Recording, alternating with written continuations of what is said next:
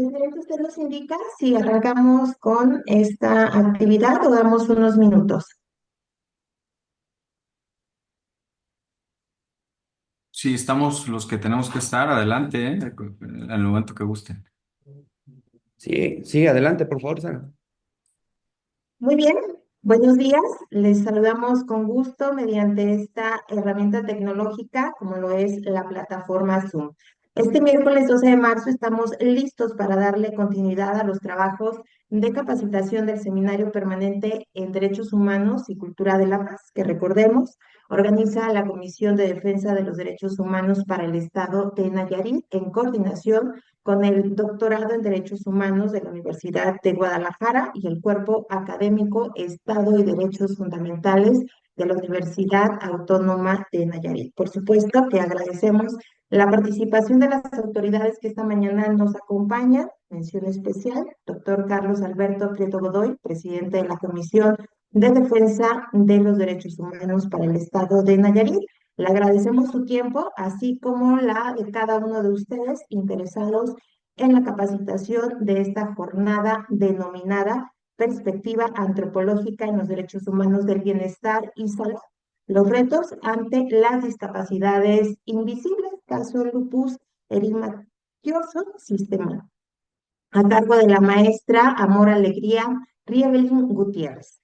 Antes de presentarles a nuestra ponente, me permito cederle el uso de la palabra al doctor Carlos Alberto Prieto Godoy, presidente de la Comisión de Defensa de los Derechos Humanos para el Estado de Nayarit. Adelante, doctor. Bueno, nuevamente buenos días a todos y todes. Muchas gracias, Sara, por la presentación y bueno, me congratulo de estar nuevamente celebrando con ustedes una nueva intervención en este espacio de reflexión que las instituciones que convocan se han comprometido a mantener y a sostener con periodicidad. Es muy importante que eh, llevemos permanente y por supuesto en esta ocasión contamos con la presencia de la maestra Amor Alegría, quien tengo entendido es especialista pues digamos, esta vertiente tan importante de los derechos humanos como es la dignidad y la salud. En este caso, creo yo que para muchos será un panorama poco explorado, la perspectiva antropológica respecto del derecho a la salud, respecto de el acceso a otra gama de derechos que las personas que no tenemos una discapacidad tenemos de manera cotidiana y muchas veces no somos lo suficientemente conscientes de ello. En este caso, personas que viven con problemas de salud o enfermedades crónicas degenerativas y que creo que es definitivamente necesario realizar jornadas no solo de esta naturaleza, sino de sensibilización profunda a nuestras distintas sociedades, ¿no? Por esa razón, pues, repito, me siento contento y me congratulo de que podamos sostener este ejercicio y seguir aprendiendo de nuestros invitados para poder difundir un mensaje adecuado a nuestras poblaciones y en ese sentido seguir avanzando en la sensibilización, en la, como se dice, se desprende del propio título, la visibilización de los colectivos que padecen algún tipo de enfermedad y que en nuestras distintas sociedades no estamos preparados para poder asumir el reto de garantizar un espacio de igualdad en todo sentido para todas, todos y todas las personas que sufran este tipo de padecimientos. Entonces, muchísimas gracias a la maestra Amor Alegría por darnos su perspectiva antropológica respecto de estos padecimientos y seguramente encontraremos analogías muy valiosas con otro tipo de padecimientos que en nuestras distintas sociedades podemos encontrar y que, repito, nuestros medios deben servir para seguir impulsando esa perspectiva, esa empatía, esa sensibilidad para la población que así lo requiera. Entonces, por todo ello, muchísimas gracias y espero que, como siempre, este espacio siga siendo para bien de nuestra población en términos generales. Enhorabuena.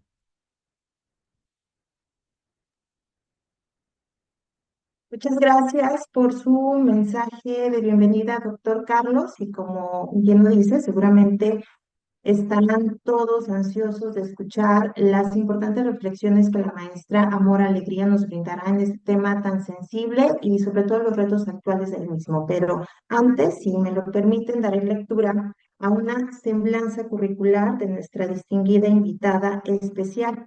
La maestra Amor Alegría Rieveri Gutiérrez es antropóloga social titulada por la Universidad Autónoma de Guadalajara. Es maestra en Dirección de Negocios titulada por la Universidad del Valle de México. Candidata a doctora en Derechos Humanos por el Centro Universitario del Sur de la Universidad de Guadalajara. Ha realizado trabajo de campo antropológico en la comunidad Huarrica, Tuxpan de Bolaños, Jalisco, y participado en estudios de impacto social para la Comisión Estatal del Agua en Jalisco, así como el rescate histórico del pueblo de Arcediano en la barranca de Huentitán. Ha participado también en la realización de videos documentales visibilizando las problemáticas sociales en las comunidades de marginación en Guadalajara para promover los derechos humanos mediante el arte y cultura. En el ámbito docente ha participado y ha impartido también numerosas asignaturas con una dimensión social y política. Ha participado además como ponente en diversos eventos académicos orientados a la conciencia social y el bien común. Actualmente se dedica de tiempo completo a ser investigadora en derechos humanos sobre nuevos modelos de comprensión de la realidad aplicada y la aplicación de las leyes, gestión del bienestar, así como la promoción del desarrollo, la paz, enfocados en la salud y discapacidades invisibles y justo el tema que esta mañana abordará. Así que la escuchamos atentos, maestra. Adelante, bienvenida. Hola, ¿qué tal? Muchas gracias. Primeramente, eh, muy agradecida de estar aquí con la oportunidad. Acabamos de tener una presentación del libro en donde participé con la publicación de un capítulo en el Congreso y pues bueno, me habían dicho que iba a tener una sala en el Congreso para poder impartir esta conferencia y pues ella es la razón por la cual tuve que acudir a un café del Teatro Degollado para poderles compartir esta presentación, que estoy muy emocionada, muy agradecida con la doctora Karen Curiel, nuestra coordinadora de Derechos Humanos, el doctorado en CUSUR de la Universidad de Guadalajara, en donde hemos empezado a tener esta serie de investigaciones a favor de los derechos humanos y muy agradecida también por la invitación de la Comisión de la Defensoría de los Derechos Humanos de Tepic, Nayarit. ¿Sí me escuchan? Ok, muy bien. Pues entonces preparé una pequeña presentación. No sé cómo, creo que pudiera yo aquí compartirlo. Sí, está habilitado para compartir, maestra. Muy bien. Entonces, vamos a... ¿Sí se ve la pantalla? Sí, sí se ve. Sí Adelante, se ve. maestra. ¿Perdón? Sí se ve correctamente. Muy bien, pues el tema que traigo es tentativamente la investigación que pretendo realizar como tesis, como doctorado. A ver si, perdón, voy a deshabilitar esto. Y, ok, pasar esto a un ladito.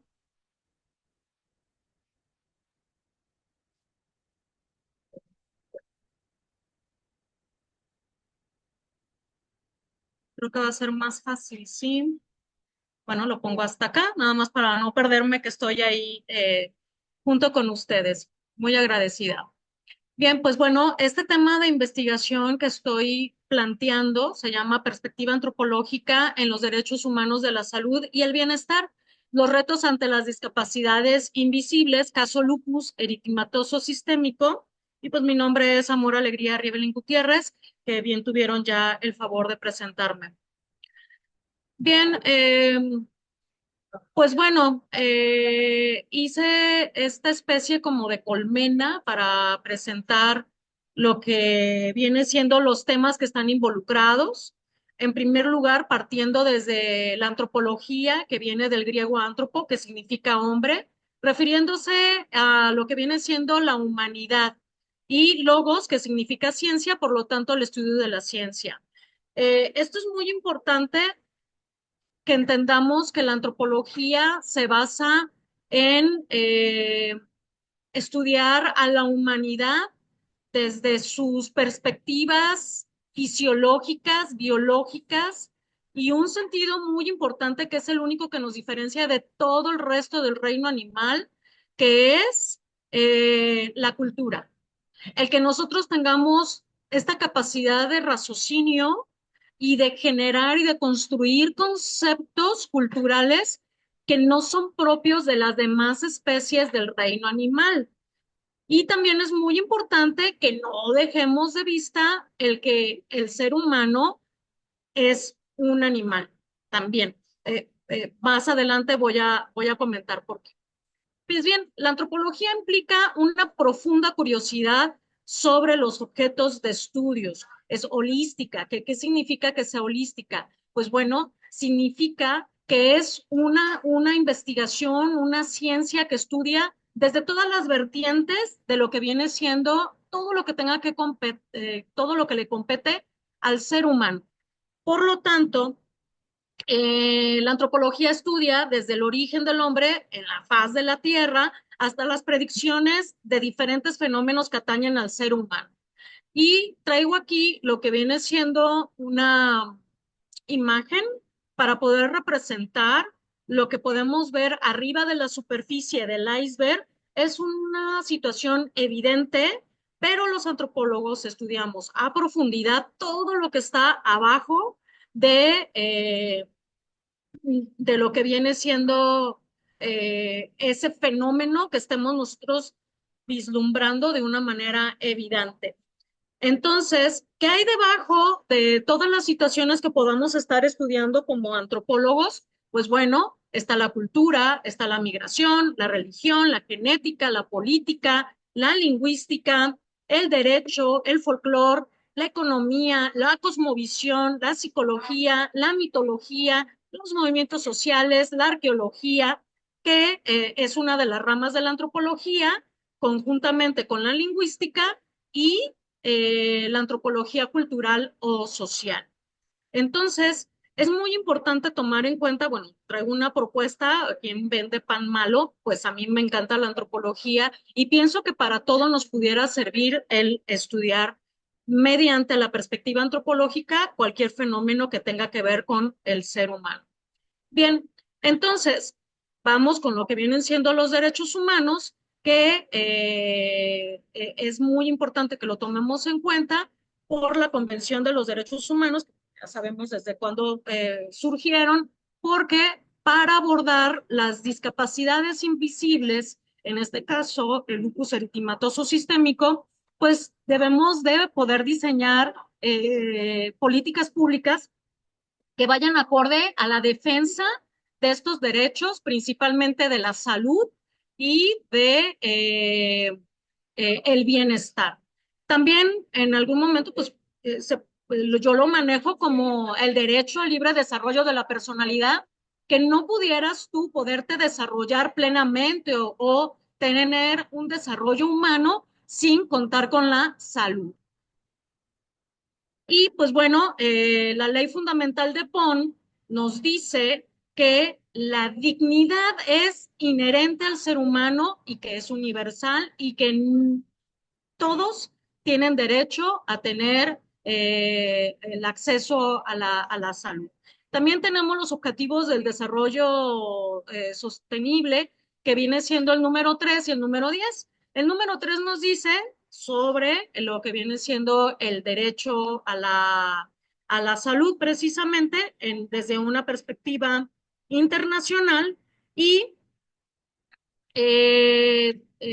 tenemos también el número 10 que nos habla de la disminución de lo que vienen siendo las desigualdades, ¿no? Por ahí tenemos como pues algunos pensadores, como por ejemplo el acceso a la justicia por parte de John Rawls, que nos dice que todos deberíamos de tener acceso a la justicia, o también tenemos a Thomas Pogge, que nos habla de la responsabilidad de los países desarrollados o más ricos por encima de los países subdesarrollados o más pobres.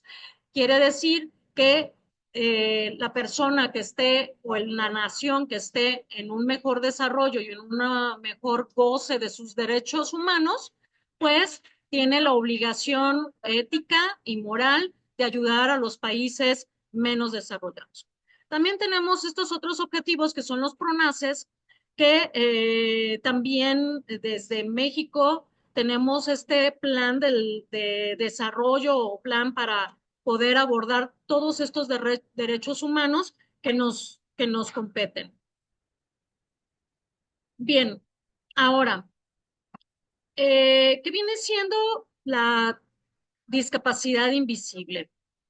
Pues bueno, desde el modelo de discapacidad, la teoría nos dice que la parte médica nos, nos dice, ok, hay una discapacidad es algo malo que debemos de abordar y solucionar, y debemos de curar, ¿no? Hay que quitarlo. Entonces la medicina se ha enfocado mucho a que una persona que tiene una discapacidad motriz, pues entonces sí pueda eh, volver a caminar, y viene la biomédica y viene todas este tipo de tecnologías, a lo mejor robótica para ponerle unas piernas artificiales y que puedan caminar, etcétera, ¿no? Entonces, en resumidas cuentas, la teoría de la discapacidad desde lo médico es algo que no quisiéramos tener y que hay que curar y que hay que borrar.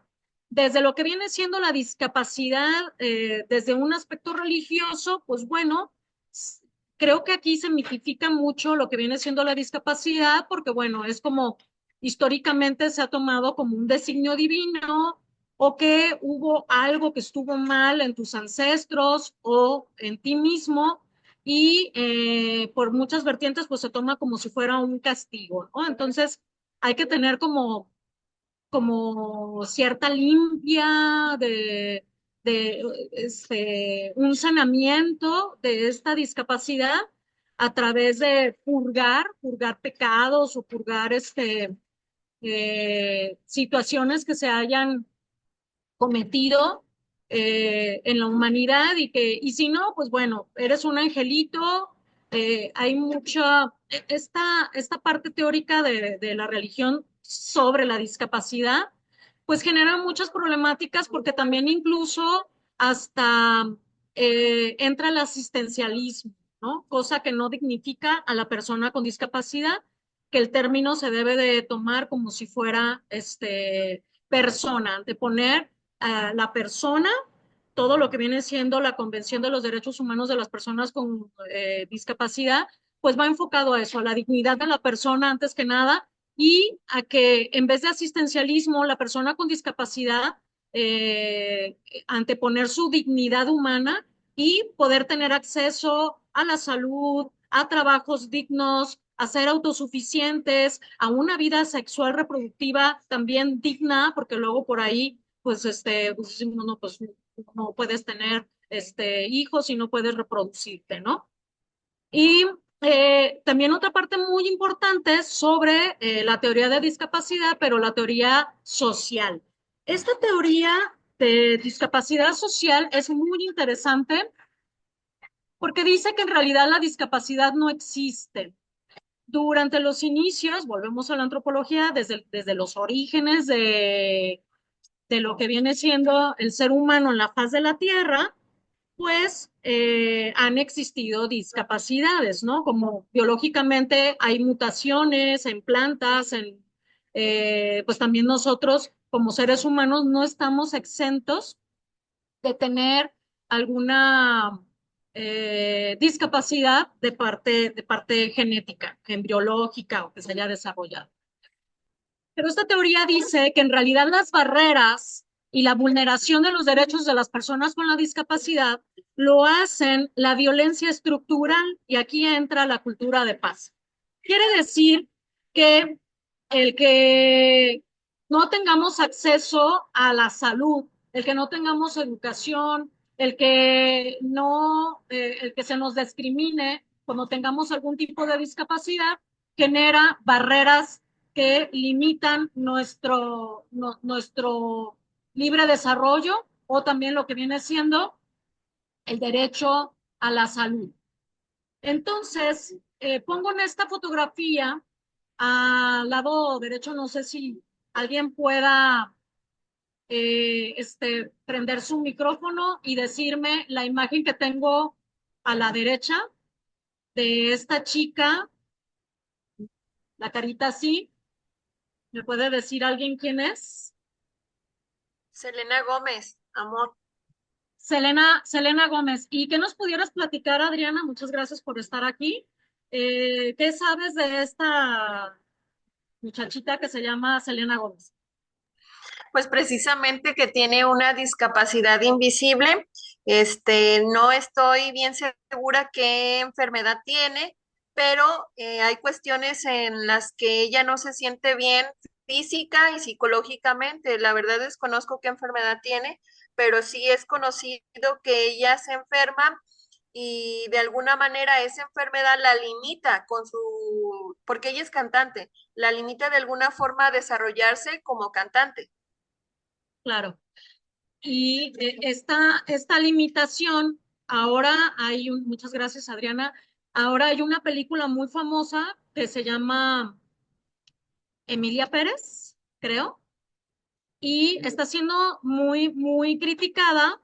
Yo la admiro mucho, no soy partidaria de esta película. Encuentro muchas situaciones que ofenden a los derechos humanos precisamente de las personas desaparecidas, que por ahí compañera Adriana trae un tema muy interesante al respecto, y que eh, sí, tiene lupus. Muy bien, gracias, Mónica.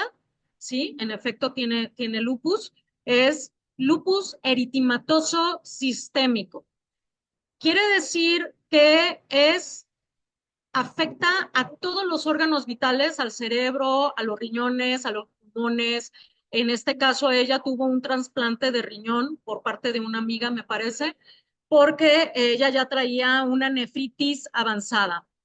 Eh, También ella hizo un programa, creo que de cocina, en donde dice que tiene unas manos débiles. No es que tenga las manos débiles, es de que se manifiesta de manera artrítica. La inflamación, el sistema inmune se activa, y lo que pasa es de que los dolores te causan una fatiga crónica, desmesurable, que no te puedes levantar. Y esto se puede presentar de un momento al otro, de manera súbita. No es algo paulatino, como que, ay, ya me cansé de caminar un maratón, de llevar un maratón. ¿Mande? Ah, gracias. Bueno, voy a pasar la siguiente lámina. Muy lindos aquí en el café, considerados, que van a hacer un poco de ruido. Quiero pasar a la siguiente lámina. Y pues bueno, Eh, voy a pasar algunos datos de lo que viene siendo el lupus eritematoso sistémico. Eh, la, eh, la Fundación de Lupus de América estima que 1,5 millones de estadounidenses padecen lupus. Al menos 5 millones de personas en el mundo tienen algún tipo de lupus, y un alarmante 90% de las personas que padecen lupus son mujeres que la desarrollan entre 15 y 44 años, lo cual nos está diciendo que es en edad reproductiva. Esto lo detenemos un poquito ahí para irnos más adelante. El 70% de las personas con lupus que lo padecen es el tipo más agresivo denominado como eritematoso sistémico. Aquí nos habla de que el más agresivo es el lupus eritematoso sistémico. Y en segundo lugar, el 70%, ¿sí? Entonces esto es bastante alarmante. Aparte de que el 90% de las personas que padecen lupus, es decir, 9 de cada 10 personas con lupus son mujeres en edad reproductiva. Perdón que sea como tan insistente, pero quiero visibilizar la problemática y la urgencia de atender temas de esta índole. Eh, este lupus eritematoso sistémico, que significa eritematoso, inflamación de todos los órganos, y aquí lo alarmante es de que a veces te puede inflamar el cerebro y se puede confundir con una depresión, se puede confundir con demencia, se puede confundir con eventos psicóticos. Hay unos estudios muy interesantes que hemos estado encontrando en donde el 90% de los casos con LES que presentan psicosis es, es por lupus, ¿sí? Entonces, aquí hay un problema de falsos diagnósticos o pudiera ser que a lo mejor tú piensas que tienes un cuadro de pulmonía o de neumonía sin tener neumococo o bacteria alguna que te esté provocando ese daño o esa enfermedad. Entonces, tú vas con unos dolores de los riñones, de hígado, inflamación en el hígado, y dice, pues tiene cirrosis, pero ¿cómo si yo no tomo, doctor? Bueno, yo sí tomo consejos y la inflamación del hígado pues no ha sido por cirrosis, ¿sí? Entonces empieza a haber una serie de misterios y de locura en la mente que está padeciendo lupus, porque, bueno, en mis análisis sale que no tengo nada y estoy perfectamente bien. Incluso hasta puede llegar a donar sangre y no se detecta que esa sangre tiene un alto contenido de anticuerpos antinucleares. Los anticuerpos antinucleares son los glóbulos blancos que el sistema inmune en el lupus se ve descontrolado y se produce, por eso en algún momento se pensó, al ser una enfermedad rara en algún momento hace 30 años, ya no es considerada una enfermedad rara porque ya son tantos los casos que han presentado lupus que si ustedes les gusta ver a Doctor House, pues en muchas ocasiones en los diagnósticos previos ellos sospechan de lupus, ¿no? ¿Por qué? Porque enmascara a más de 50 padecimientos. Y luego, al ser mujeres, tenemos un prejuicio añadido a que mucho de la medicina, de las investigaciones, están generadas para los hombres. ¿Qué quiere decir esto? Que la mujer, como algunos de los síntomas que presentan, son dolor, fatiga extrema, pérdida de cabello, problemas cognitivos y deficiencias físicas. Hay una frase, si no sé si más de alguno de ustedes han de decir, mujer enferma, mujer eterna. Y este tipo de lenguaje coloquial que desde la antropología lo entendemos como algo detrás, como una verdad inherente a la mujer, de que las mujeres pues somos quejumbrosas y que queremos llamar la atención y que no la pasamos enfermas. Pues ahora, mediante una investigación antropológica y estudiando a lupus, pudiéramos entender que a lo mejor muchas mujeres durante la antigüedad han padecido lupus y no lo sabían y no fueron diagnosticadas y murieron por infecciones o por daños orgánicos, principalmente los riñones. Ya cuando tienes nefritis lúpica, ya es muy difícil que lo sobrevivas, pero fue a causa del lupus. Bien, entonces aquí tenemos lo que viene siendo la salud y el bienestar, y pongo por ahí, alguien conoce lo que viene siendo esta botarga, pudiera decir.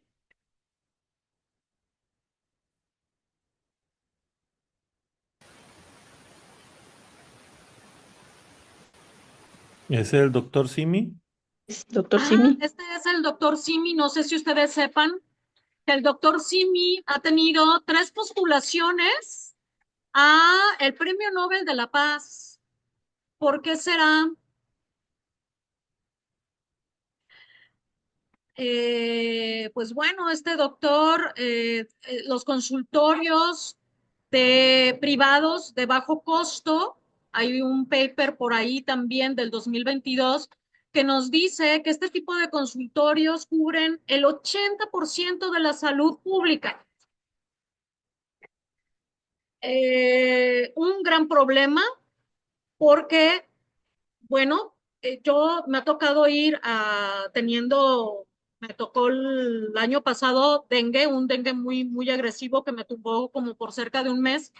Precisamente yo padezco de lupus y pues todo se potencializa, ¿no? ¿Cómo será de doloroso el padecer lupus que yo pensaba que el dengue era lupus, lo que me estaba sucediendo, hasta que me hice un examen y salí positiva a dengue?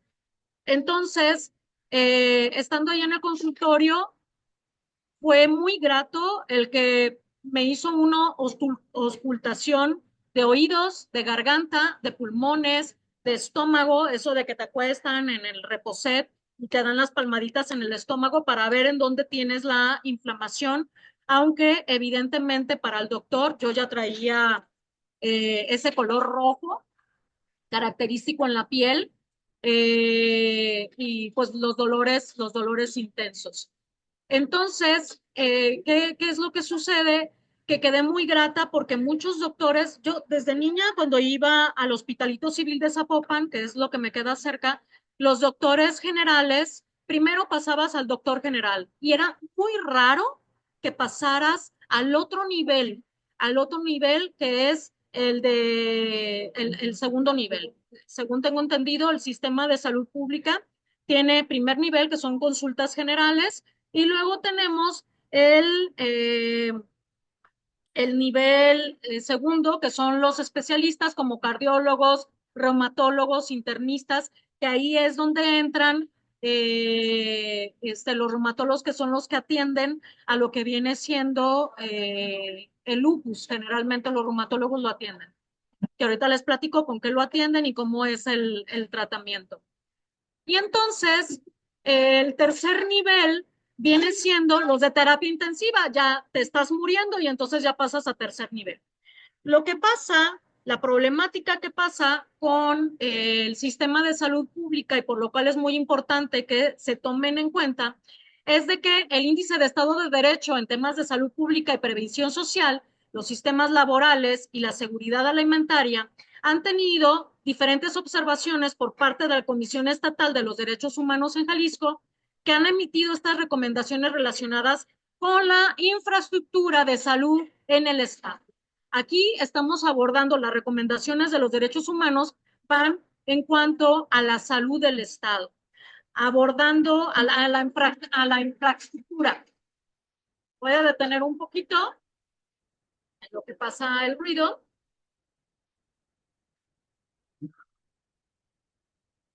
Porque es importante que estos aspectos que se están abordando son respecto a la calidad de los servicios médicos. Y ahí es donde nos compete a nosotros en la investigación decir, ¿qué parte de la calidad de los servicios médicos será que se está vulnerando el derecho a la salud de estas personas que de por sí ya llegan en un estado bastante lamentable y que a lo mejor los mismos médicos están juzgando como que la persona no está enferma? Me ha tocado escuchar varios relatos en donde los médicos, de una manera autoritaria y muy irrespetuosa, han llegado a decir, tú te estás causando ese daño y es tu culpa el estar enfermo. También entiendo, pues han de tener mucho trabajo, pero no podemos permitir que se tenga un tipo de discriminación en un consultorio médico y que las consultas médicas se hagan de manera como si fuera a hacer panes en producción en serie y que las consultas duren de 15 a media hora si acaso, ¿no? Entonces, en este consultorio, volviendo a lo del doctor Semi, me dio el tiempo suficiente y me auscultó y me mandó sacar unos análisis por parte de laboratorios también de doctor Simi, y ahí viene lo de la disponibilidad de los recursos. El Estado está obligado, según los derechos humanos, a otorgarme el acceso a la salud y poderme hacer los estudios médicos desde lo público. Pero si no tienes IMSS, si no tienes ISSSTE, pues tienes que acudir a la parte privada o a los hospitales civiles o al Seguro Popular, que también ya vimos que ha habido, pues, incluso hasta escándalos, ¿no? En donde se les otorgó ciertos beneficios económicos, recursos a un hombre que estaba dando a luz, ¿no? Pues no, hubo bastante corrupción de parte de eso. Y también las condiciones de las instalaciones y, por ejemplo, algunos de los casos destacados, en 2022 se hizo una recomendación que se enfoca en la infraestructura. Volvemos a la infraestructura para la atención de la salud, específicamente en la disponibilidad de consultorios y camas no censables en las unidades médicas. La Comisión Estatal de Derechos Humanos de Jalisco subraya la importancia de contar con instalaciones adecuadas para garantizar la atención médica de calidad. Ajá. Con esto muy bien, voy de acuerdo con la importancia de la atención de infraestructura, y ahí nos ponemos incluso a llevar clínicas a los pueblos, a las comunidades indígenas. El gobierno anterior de Jalisco, Enrique Alfaro, inauguró en Tlajomulco una clínica del IMSS bastante grande, del IMSS, me parece que es del IMSS, en donde, pues bueno, la infraestructura muy padrísima, pero ¿qué está sucediendo? Que en el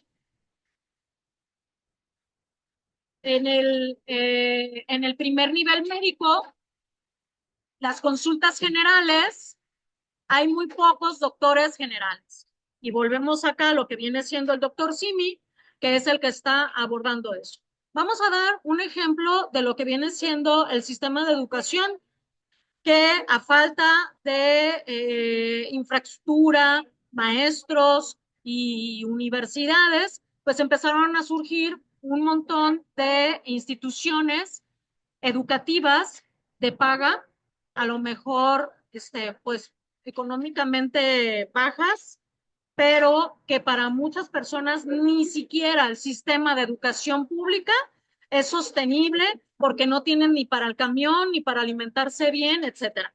Ah, pues así también tenemos la misma problemática con el sistema de salud pública. Hago esta analogía porque ahora esta serie de consultorios, llámense farmacias genéricas, doctor Simi, no sé, en Tepic por ahí vi, la otra vez me tocó ir a Tepic a una presentación, y hay otro tipo de consultores. Ahorita en los comentarios me gustaría que me comentaran ustedes sus experiencias también en este tipo de consultores de bajo costo, que ahí mismo te venden las medicinas y ahí mismo te venden las vitaminas y ahí mismo te ofrecen los estudios, ahora ya también de bajo costo. O también acá en Guadalajara tenemos algo que se llama Salud Digna, que pues está repleto para poder dar este tipo de estudios. Y ahora, eh, ¿por qué puede considerarse el lupus eritematoso sistémico como una discapacidad? Bueno, porque te nivelita.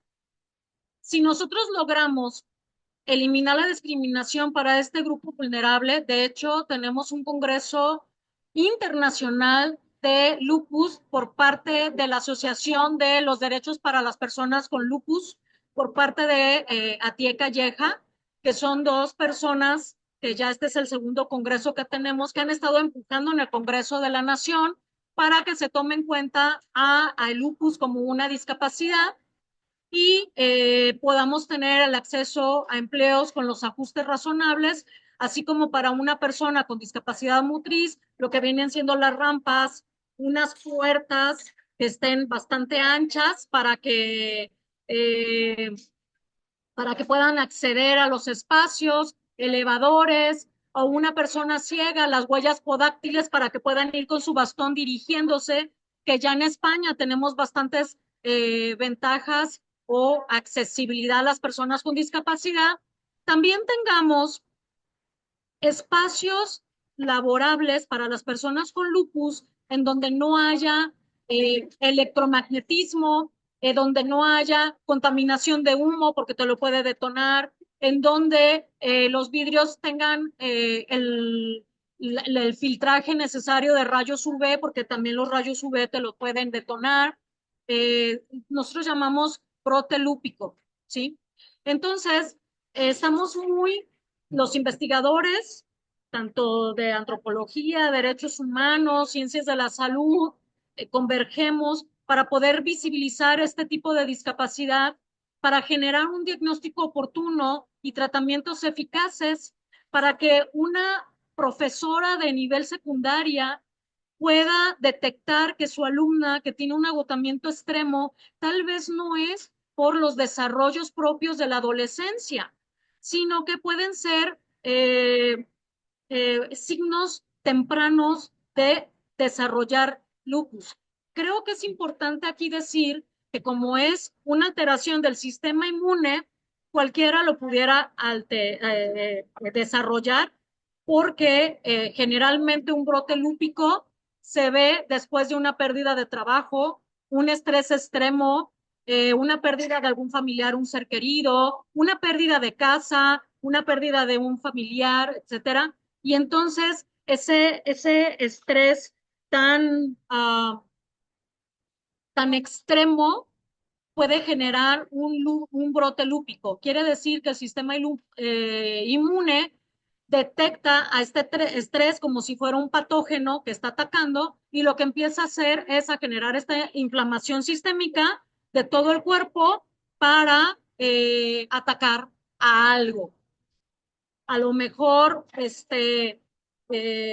un cáncer, a lo mejor un virus, a lo mejor una bacteria, y entonces es un ataque tan fuerte que te manda la lona por meses.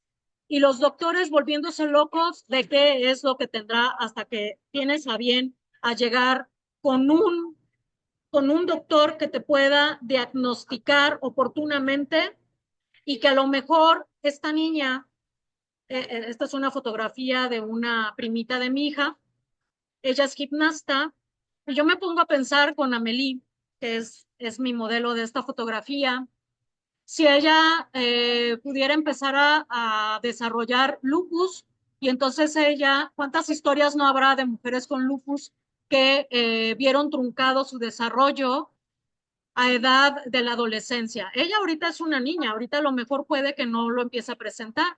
Y ella, conforme pudiera ir, Dios no lo quiera, desarrollando lupus, empieza a tener dolores articulares, fatiga crónica, y ella lo confunde con que está teniendo mucha actividad física en en sus entrenamientos, en sus competencias. Tenemos por ahí también a Cher, que es una cantante muy famosa, que ella tiene calcificaciones. Cuando a mí me hicieron el diagnóstico de lupus, me hicieron unas pruebas muy especializantes de ecos de las articulaciones. Y yo, ¿cómo? ¿Se sacan iconografías de las articulaciones? Pues sí, y me salió inflamaciones micromilésimas y me dijeron, no, pues sí, sí tienes inflamación. Afortunadamente no tienes calcificaciones en las articulaciones, pero con más tiempo que tú pases con la inflamación en las articulaciones, se pueden llegar a calcificar como un proceso de defensa. Entonces, eh, la doctora me dijo, pues tienes un lupus bajito y afortunadamente es artrítico, pero no me salva de tener daño renal, de inflamación en el hígado, en el estómago, que se confunde con la enfermedad de Crohn, o no me salva de tener de repente pulmonía, que me han tomado radiografías de los pulmones y estudios y pues no tienes nada, pero ahora ya lo entiendo y se puede abordar con esto, ¿sí? Entonces, les recomiendo mucho este libro de Antropología Cultural de Serena Nanda, que es la portada de este libro. Mi profesor antropología, Andrés López de Nava, paz descanse, es el traductor de esta obra. Y quiero la última parte enfatizar con la importancia del estudio de la antropología para todo este tipo de fenómenos. Si nosotros, entonces, la perspectiva antropológica y los derechos humanos y nuestros objetivos de estudio en cuestión, estudiamos toda esta perspectiva desde la antropología, tendrán la posibilidad de manejar datos duros, la información, las bases epistemológicas o de conocimiento, convertirlo algo de manera como incluso alquimista, como sabiduría en beneficio de la humanidad. Cualquier tema que podamos nosotros comentar al respecto, porque solamente entendiendo al hombre, al ser humano, desde una perspectiva antropológica, podemos generar compasión en nuestros estudios y que no se nos olvide la dignidad humana. Y solamente con compasión podemos generar la ciencia en derechos humanos mediante seres humanos sensibles. Estos seres de investigación científica en pro de los derechos humanos, cualquiera que sea, llámese la vivienda, salud, educación, de género, de migración, que está viendo cosas tan lamentables en la actualidad. La antropología nos da esta perspectiva tan amplia que podemos entender que a lo mejor el problema no es que tengamos una discapacidad, sino el problema es la serie de prejuicios que algunos estudios nos han arrojado que por encima de las discapacidades invisibles, digo, las discapacidades evidentes, las discapacidades invisibles suelen ser como consideradas una exageración. Los familiares, las personas que padecemos este tipo de enfermedades nos suelen decir, pues yo te veo muy bien, como Selena Gómez, ¿no? Todas bonitas, yo te veo muy bien, pero podemos estar pasando un cuadro, hay como un umbral en el lupus en donde tú dices, ¿me detengo o me voy a la lona? Así como la esquizofrenia y como también los ataques epilépticos tienen un umbral previo, también las personas con lupus pudiéramos tener un diagnóstico oportuno, ah, para que, para que podamos detenernos y no tener un brote lúpico, evitarlo, ¿no? Así como tener, tener ciertas situaciones como de emergencia que podamos nosotros acudir para poder evitar este brote lúpico. Quiero, antes de despedirme y pasar a lo que viene siendo la sesión de comentarios y de preguntas, eh, ensayando esta presentación, se lo comenté a unas compañeras artistas plásticas, yo también soy artista plástica, ayer tuvimos una exposición colectiva y una de ellas resulta que está llena de manchas todo el cuerpo. El Día Internacional del Lupus es el 10 de mayo, justamente el Día de la Madre. También el color emblemático es el morado, como el de las feministas. Y Laura Atié, que es la del Congreso, que están invitadísimos, 13, 14 y 15 en el Centro de Salud de la Universidad de Guadalajara, aquí en Guadalajara. Ella dice, morado, como nuestros moretes en todas las piernas, esos moretes misteriosos que nos salen, que son muy característicos. A veces son las manchas aquí, porque si tienes lupus de la piel, pues bueno, estas manchas que parecen de mariposa, que no todo mundo lo tiene. Y una de ellas resulta que tiene todas estas manchas, se levantó la falda y me dijo, se me escalofría el cuerpo lo que me estás contando, porque yo padezco de esto y no me han encontrado nada. Le dije, hazte el examen de anticuerpos antinucleares, a ver a qué nivel lo traes, porque muy probablemente puede, esperemos que no, pero si resulta positivo, vas a empezar a tener un tratamiento adecuado y tu calidad de vida va a mejorar muchísimo. Generalmente son personas de alto rendimiento los que llegan a padecer esto y me dijo una de ellas, oye, si tú presentando este tema es tan importante que la federación te diera recursos económicos para la investigación, ¿qué sería lo primero que hicieras? Y por eso en esta lámina, al último, les quiero compartir que lo primero que yo haría, si, por ejemplo, me dijeran, oye, a ti Calleja, la Asociación de la Defensa de las Personas por los Derechos de las Personas con Lupus, lo primero que yo haría es un diagnóstico, generar investigación científica, llámense biólogos, reumatólogos, de detección temprana de lupus, porque el, el la iconografía que me hicieron de las articulaciones, 3,200 pesos.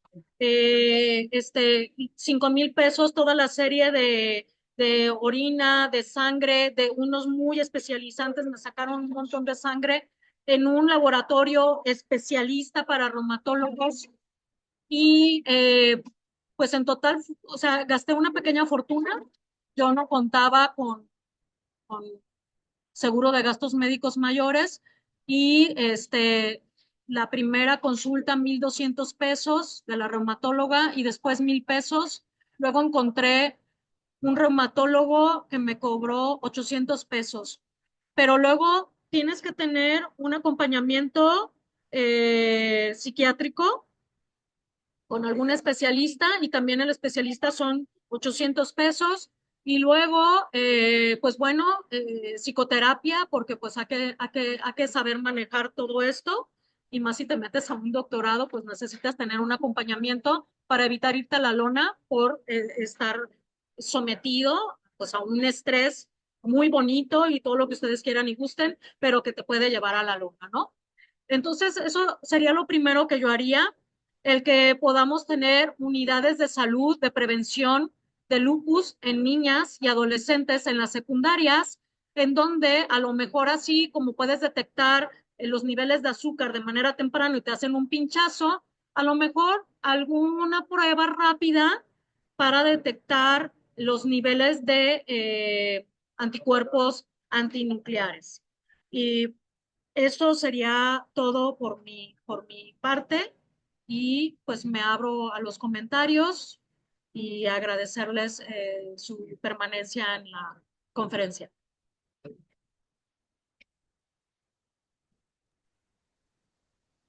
Muchas gracias, maestra. Si alguien tuviera alguna pregunta, algún cuestionamiento, aprovechar la presencia virtual de la maestra Amor Alegría. Abrimos la sesión de preguntas y respuestas.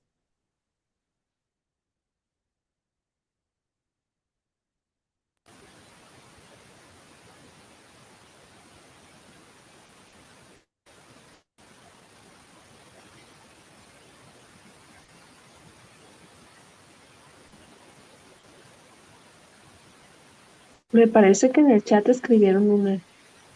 Me preguntaba mi directora de tesis si iba a estar grabada la sesión. Ya no supe. Sí, está siendo grabada y también transmitida por Facebook. Se va a quedar en la página de la Comisión de Derechos Humanos. Y sí, Fabuloso. si me Muchísimas preguntan, gracias. hay una pregunta en el chat. Adelante. Sí, mire, maestra, le damos lectura a un cuestionamiento de Mónica del Carmen Aguirre Barba. Pregunta si existe alguna legislación, tanto federal como local, sobre enfermedades invisibles. Sí, el Congreso de la Nación el año pasado ya están empujando, promulgando nuevas legislaciones. En el Congreso estatal he estado teniendo algunas pláticas con algunos diputados para, mediante esta investigación, lanzar una iniciativa de ley para que se reconozca al lupus en específico como discapacidad. Es muy complejo, las discapacidades invisibles pudiera entrar dentro de una discapacidad invisible y que sí ya hay certificados de discapacidad invisible para depresión severa. Quisiéramos como hacer una comunión con este tipo de discapacidades, hay que estar con grupos de personas con discapacidad, hay que estar con grupos médicos con personas de diputados, regidores, para poder tratar estas problemáticas de la nación, pero hasta ahorita no hay una legislación que ya se considere ni local ni nacional como tal las discapacidades invisibles como discapacidad. Es muy complejo porque a veces es ambulatoria esa discapacidad. Hay veces que puedes estar al 90% y hay veces que estás al 10% y estás hundido en tu cama o también durante el día. Por ejemplo, yo tengo que tomar cuando estoy muy bien, tengo que tomar al menos 2 o 3 siestas de 16 a 26 minutos, pero cuando me encuentro con inflamación generalizada, hay veces que son 3, 4, 6 horas. Esto es muy deprimente porque si no tomas estos reposos, pues no puedes continuar, ¿no? Entonces te atrasas con tus tareas, te atrasas con tus compromisos cotidianos y tienes que comer bien, tienes que reposar, pero no hay ahorita una legislación que favorezca a las personas con discapacidad invisible. ¿Algún referente internacional de aquí por parte de Mónica del Carmen? Sí, en España ya hay una persona que también con lupus se le otorgó una discapacidad por lupus y pudo acceder al trabajo en el desarrollo de la tesis. Es parte de mi estado del arte, este caso de una mujer con lupus en España. También en Argentina, en Colombia, ha habido avances sobre este tipo de discapacidad, pero creo que en alguno de estos lados se les llama como discapacidad visceral, no tanto como invisible. Ujú. Gracias, Rosa María, Rosy, muchas gracias por tus felicitaciones y por estar presente aquí. Estamos aquí en el camino de la investigación para los derechos. ¿Alguna otra pregunta o comentario? A ver, por ahí vi uno. ¿Qué acciones? Sí, le damos lectura, maestra. Gracias. Pregunta Carla de Jesús Díaz Santana, ¿qué acciones impulsaría para concientizar a la sociedad para evitar la discriminación? También, ¿qué medidas serían adecuadas en México para evitar la discriminación laboral? Yo creo que sería bastante conveniente mediante el movimiento feminista poder hacer campañas de concientización para, insisto, las escuelas secundarias, preparatorias, incluso licenciaturas, en donde muchas de las mujeres empiezan a presentar estos síntomas de agotamiento y que se pueden confundir por las demandas del estudio, principalmente en mujeres médico médicos que estén estudiando medicina. Se me hizo muy curioso que una sobrina empezó a tener así como chapitas y entonces eso pudiera ser un signo de alarma y le dijo, te voy a hacer un estudio de lupus, a ver si no tienes lupus, pero puede ser que ese primer estudio no arroje los suficientes anticuerpos antinucleares para determinarse como un lupus. Entonces, habría que estar haciendo monitoreos. Entonces, es muy importante, primero, campañas de visibilización de la problemática para que mediante, a lo mejor, campañas también de salud pública en las colonias, eh, eh, eh, hacer como un decálogo de posibles alarmas que pudieran sospechar de lupus. Es muy difícil porque enmascara a más de 50 padecimientos, se le llama la enfermedad de las 1000 caras. Entonces, si nosotros mediante estas campañas comunicamos las alertas, primero que los médicos reumatólogos especialistas nos digan, sí o sí, tienes que hacer una exploración clínica. Por ejemplo, a mí cuando me hicieron la exploración, pues yo así como bien ciscada, ¿no? Yo decía que a mí no me gustaban los abrazos porque era huraña, pero no, era porque pues me dolía mucho todo el cuerpo. Y eso tú lo normalizas y llegas a vivir con tanto dolor sin darte cuenta, después te haces muy picky, porque ya cualquier dolorcito dices, no, ya sé que cualquier dolor no lo tengo que soportar porque eso me puede llevar a un brote lúpico o empeorar alguna infección que esté cursando de manera aguda, llámese gripe, llámese intestinal, lo que sea. Entonces, sería muy importante hacer una campaña de concientización educativa, de salud, también, a lo que iba, perdón, con lo de un doctor que le hizo este estudio a mi sobrina, salió negativo, le dijo, ay, pero si sale positivo, ni te preocupes, ¿eh? Porque todas mis compañeras que son médicos, se han hecho la prueba y muchas han salido con lupus. Pues mal de muchos, consuelo de tontos, y yo diría que no podemos permitir este tipo de disertaciones por parte de un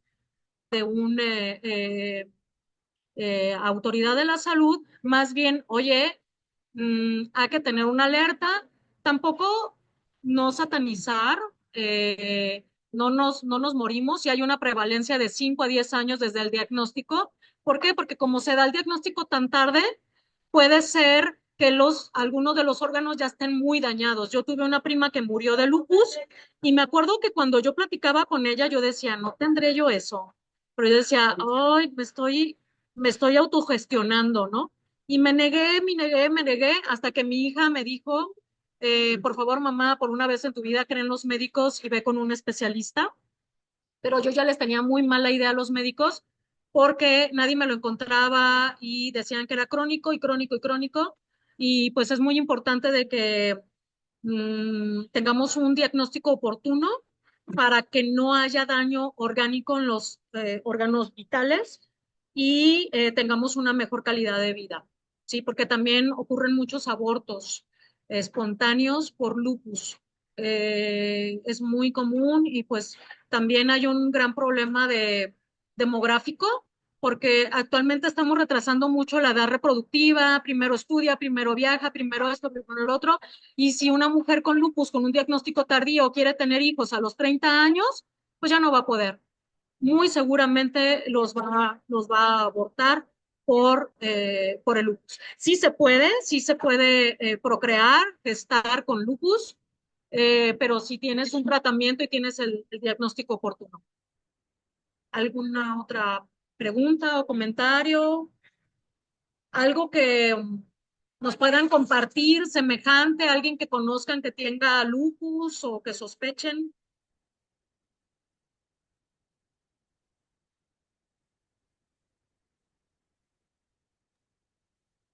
Luego tenemos tiempo. Media hora aquí con ustedes, totalmente feliz, o alguna sugerencia, alguna observación que nos puedan dar. Estos espacios son muy valiosos pues precisamente para desarrollar las políticas públicas en derechos humanos, para la investigación, para pues el derecho a la salud. O ya me van a despachar.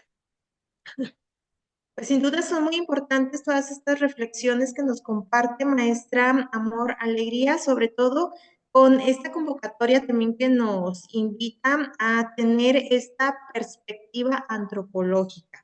Como bien lo explicaba hace un momento, este tema de visualizar todos estos temas que quizá muchas de las ocasiones desconocemos, pero que lamentablemente están presentes. Hay estudios donde se indican que 9 de cada 10 personas, mujeres que tienen lupus, por ejemplo, pues son cifras sí alarmantes, pero nosotros como sociedad debemos de tener pues estos temas muy presentes y siempre pues llevarlos con una forma de empatía, como bien nos lo explicaba durante su muy brillante ponencia. Sí es una responsabilidad social, maestra. Yo Gracias. comparto todos estos pues comentarios que nos ha dado a conocer durante esta mañana y de verdad sí es muy importante reforzar todas estas campañas, como también bien lo sugiere, campañas informativas, campañas de prevención.